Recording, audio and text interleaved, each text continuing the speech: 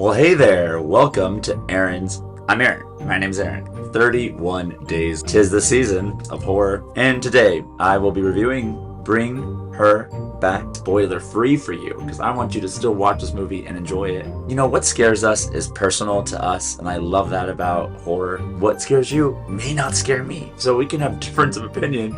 And I love that. We should always look into what scares us and why it scares us. So if you're into maybe what I'm about to review, you'll know because you figured out what scares you. Before we begin, I like to tell people how to watch this film, what's gonna get you in the mood for this. And for this one, I watched it alone. I'm cool with watching horror alone. I don't know if you are, but I don't think you should watch this alone. It can really get you in a mood, I think. It can really put you there. So I think it's good to also have someone to talk about after this film. I think that would be very helpful. I wish I had someone to kind of discuss with, and I have had since watching it, and I've loved the discussions that have come out of it. So I think that friend you can have long discussions with afterwards, or who really loves film or loves horror, that's who I'd watch this with. 1 minute summary for you. I got 1 minute tell you what this film is about. I just kind of go off the top of my head, right? Like reminding myself about the film. Count myself down right now. Oh gosh, 3, 2, help I'm ready, 1. So this film is about a brother and sister who lose their father, and they want to be adopted together. The sister is blind and the brother is older, and they need to be together because he wants to help her. And they found a woman who will take them in after this and be a foster parent for them. But also, some stuff goes down. I don't know what to really. They have this new foster mother, and things get really weird in the house. Things get weird between them. She seems to be cool, and Sally Hawkins plays the foster mother.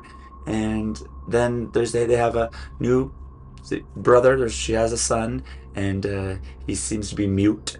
And then things occur. I don't want to give away too much, and it gets kind of weird. And I've got time though, but I think the less you know, the better about this film. And don't watch the trailer. Do not watch the trailer. Time. I can't talk about it anymore. So that's what you get.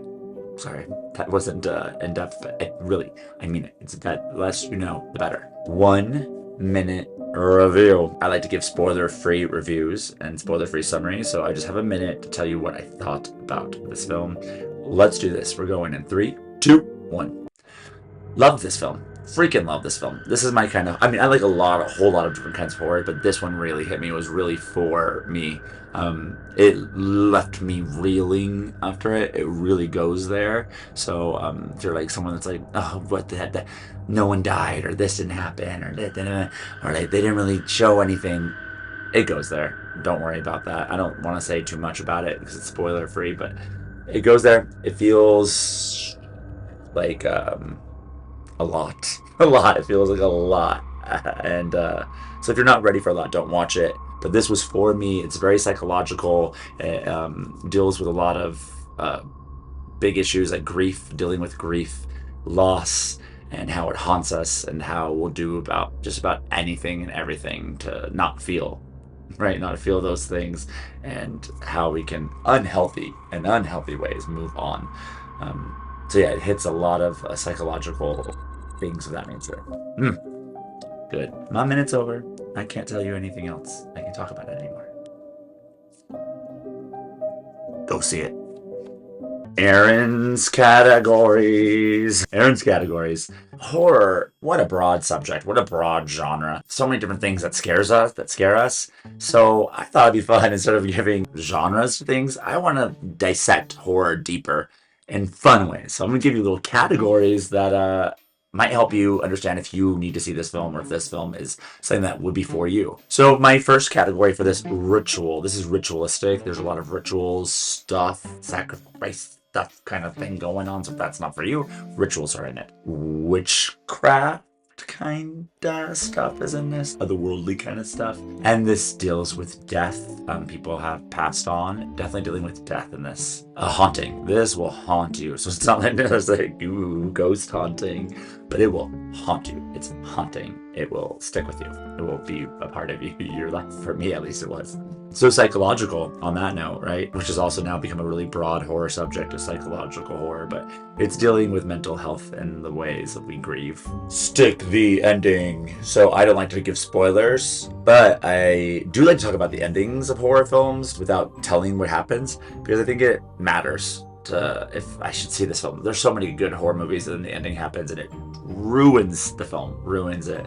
And so I'm gonna tell you if this film sticks the ending, 5 if it stuck its ending, 1 if it did not stick its ending. And I'm going 4.5. I really liked this ending, but there's one little thing I would like for the ending. And if you want to know what that is, comment below and we'll talk about it so people don't have to know.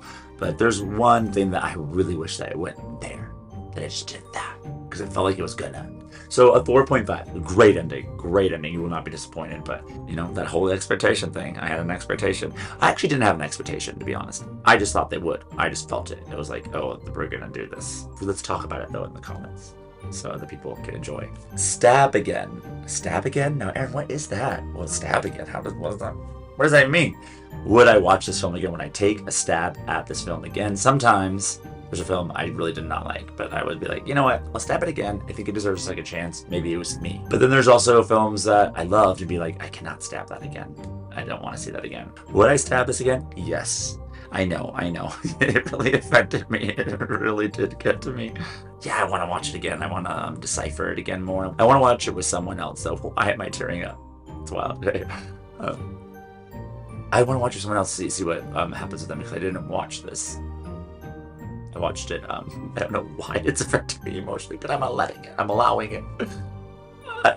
One of you watch it with someone and see what they thought of it. It just is such a moving, deep, and I have a lot of things with grief in general. So I'd want to watch it with someone, I think, again. Yeah, so I'd stab it again. Stab again. So that's Bring Her Back. What a great film. What a great film. I loved it. I liked it. It was for me. And I like to say for me or not for me, because saying something's good or bad is so subjective. And like I said, like what scares us is so different. If you like me or know me from my other videos, or like, oh, he was for this, you kind of understand what I like. And you can then maybe go, oh, I think this is for me to at least watch. So I like for me. Just because it's for me doesn't mean it's necessarily for you. It may not be for you, and vice versa. It may not be for me, but this is for someone. The films that I despise, someone loves it, right? There's art is for everybody. Have an open mind. It's all fun, right? Even these dark ones, it's all to help you think about things, open your mind. Horror can do that. It can really just expose what your fears are and what you're afraid of. Even life fears, right? Not just like a scary slasher. What scares you is personal to you, and I love that about you, and I love that about me. Happy Halloween.